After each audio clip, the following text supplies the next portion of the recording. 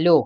Easy Sini ടോക്സിലേക്ക് എല്ലാവർക്കും ഒരിക്കൽ കൂടി സ്വാഗതം. നമ്മളിന്ന് അരൺമനെ 4 കണ്ടിട്ട് വന്നിട്ടിരിക്കുകയാണ്.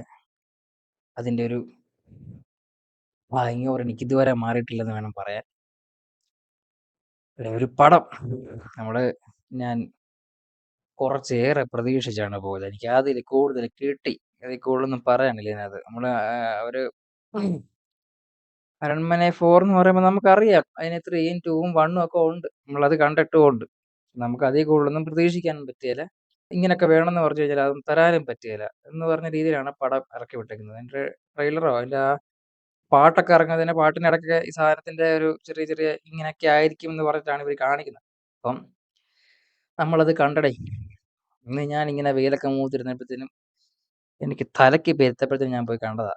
അപ്പം കൂടുതലൊന്നും എനിക്കതിനെപ്പറ്റി പറയാനില്ല. ഒരു പടം അത് അടിപൊളി. സുന്ദർ സിയാണ് ഡയറക്ടർ, നമുക്കറിയാം. ഖുശ്ബു ആണ് അതിന്റെ പ്രൊഡ്യൂസർ. പിന്നെ റാഷി ഖാന, തമന്ന, സന്തോഷ് പ്രതാപ്, ഗരുഡ റാമൊക്കെ ഉണ്ട് അതില്. നമ്മുടെ ഗരുഡനില്ലേ, പുള്ളിക്കൊക്കെ എന്തിന്റെ കേടാണോ എന്തോ. അപ്പം ഇതെല്ലാം കൂടെ കൂട്ടി ഒരു പടം മൊത്തം നമുക്കറിയാം എങ്ങനെയാ പടം പോകുന്നത്. മറ്റേ ജംസ്കേറി സീൻസും അങ്ങനത്തെ കുറെ സീൻസ് ഒക്കെ ആയിട്ട് തൊടുന്ന പിടിക്കുന്ന എല്ലാം പേടിയാ. നമുക്കറിയാം. ഓ കോ ഹോ ഹോ ഹോ ഹോ. കൈ വരും, അയ്യോ ഇവിടെ വരും, അയ്യോ. പിന്നെ കുറെ എടുത്തോണ്ട് പോക്കും കുറച്ച് പാസം ഒരാളെ കുത്തി കയറ്റിയിട്ട് ഒരു ഹൊറർ മൂവി എന്ന് പറഞ്ഞുകൊണ്ട് ഒരു സാധനം കൊണ്ട് പടച്ചു വിട്ടിട്ടുണ്ട്. നമുക്ക് ഫ്രണ്ട് സെറ്റപ്പിൽ പോവാണെങ്കിൽ കൗണ്ടറൊക്കെ അടിച്ചിരുന്ന് 2-2.5 മണിക്കൂർ കളയാം. അങ്ങനത്തെ ഒരു പടം. പിന്നെ ഇതിന്റെ ട്രെയിലറൊക്കെ ഇറങ്ങിയപ്പോൾ നമുക്കറിയാം ഇത് ഇങ്ങനെയൊക്കെ വരുള്ളൂ, ഇത് കൂടുതൽ റിയലിസ്റ്റിക് കാര്യങ്ങളൊന്നും പ്രതീക്ഷിക്കേണ്ട എന്ന് അവർ കാണിക്കുന്നുണ്ട്.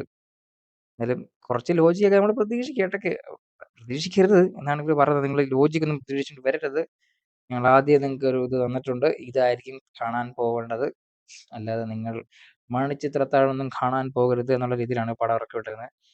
പിന്നെ ഒരു കോമഡിയിലൊക്കെ വെച്ചിട്ട് കോമഡി സാധനത്തിൽ പടം ഇങ്ങനെ ഓടിച്ചുകൊണ്ട് പോകാൻ കോമഡി വേണമല്ലോ പടത്തിന്, ഒരു ആൾക്കാർക്ക് ഇങ്ങനെ ഒന്ന് കണ്ടിരിക്കാണ്ട് കോമഡി എലമെന്റ് ഒക്കെ വേണമല്ലോ. അപ്പം അത് കോമഡിക്ക് വേണ്ടി 2 പേരെ പിടിച്ചിട്ടുണ്ട്. നമ്മുടെ കോവേ സരള, നമ്മുടെ റുക്കു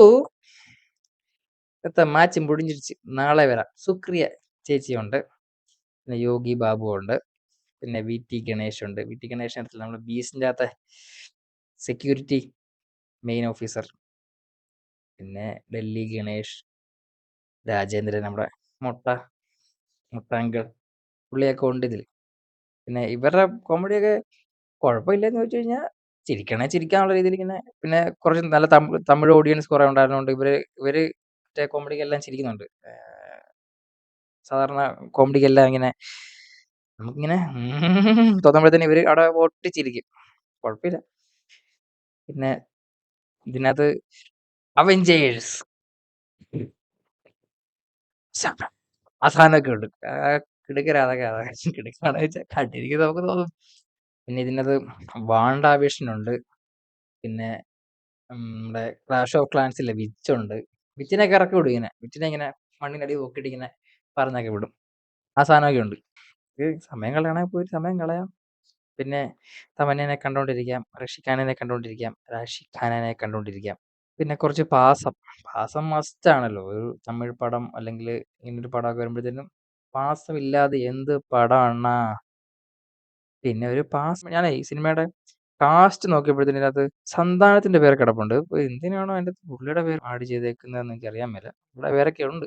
അങ്ങനെ ഒരു പടം മിസ്റ്ററി ഹൊറർ കണ്ടന്റിൽ വന്നിട്ടുള്ള പടമാണ് അരൺമനൈ. ഓ, പിന്നെ വേറൊരു സംഭവം അറിയോ, നായകന്റെ അടുത്ത് വരുമ്പോൾ മാത്രം പ്രേതത്തിന് പവറില്ല. നായകനുമായിട്ട് ഇടിയാ. ബാക്കി എല്ലാവരും ഇങ്ങനെ കണ്ണുകൊണ്ടൊക്കെ ഇങ്ങനെ ഇങ്ങനെ കാണിക്കുമ്പോഴേ അവർ പറന്നും ഇങ്ങനെ വെക്കുമ്പോഴത്തേനും അവരുടെ ആത്മാവ് കയറുകയൊക്കെ ചെയ്യും. നായകന്റെ അടുത്ത് വരുമ്പോഴത്തേനും പ്രേതത്തിന് പേടി, ഇടിയാ. പിന്നെ അങ്ങോട്ട് നായകനും പ്രേതം കൂടി ഇടി നാശ ബഹളാ. നായകനെ ഓടി തോപ്പിക്കുക. നായകന്റെ അടുത്ത് പവറില്ല. ഈ അവഞ്ചേഴ്സിന്റെ കാര്യമൊക്കെ പറഞ്ഞല്ലോ, ചില സീൻ തോന്നുമ്പോൾ എനിക്ക് തോന്നുന്നു വാണ്ടാവിഷനാണ് ഏറ്റവും കൂടുതൽ പവറുള്ള, ഏറ്റവും വലിയ പവറുള്ള ആള് വാണ്ടാവിഷനാണെന്നാണ് എൻ്റെ ഒരു. പുള്ളിക്കാരിക്കും ചില സമയത്ത് നമുക്ക് ഈ പുള്ളിക്കാരിക്കും മൊത്തം പറഞ്ഞ ഉപയോഗിക്കാത്ത തോന്നുന്ന പോലെയാണ് ഇതിനകത്ത് ഉം, നായകനെ കാണുമ്പോഴത്തേനും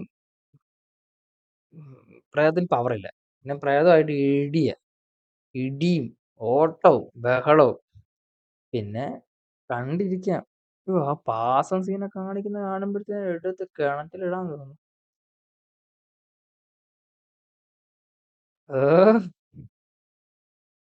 പിന്നെ കമ്പനിയൊക്കെ ആയിട്ട് പോവാണെങ്കിൽ കമന്റ് ഒക്കെ അടിച്ചിരുന്ന് അങ്ങോട്ട് കാണാം. അത്രേ ഉള്ളൂ. ഇതിനെപ്പറ്റി കൂടുതലൊന്നും എനിക്ക് പറയാനില്ല. ഉച്ചവെയില് മൂത്തപ്പോ ഞാൻ അങ്ങോട്ട് പോയതാ പടം കാണാൻ വേണ്ടി.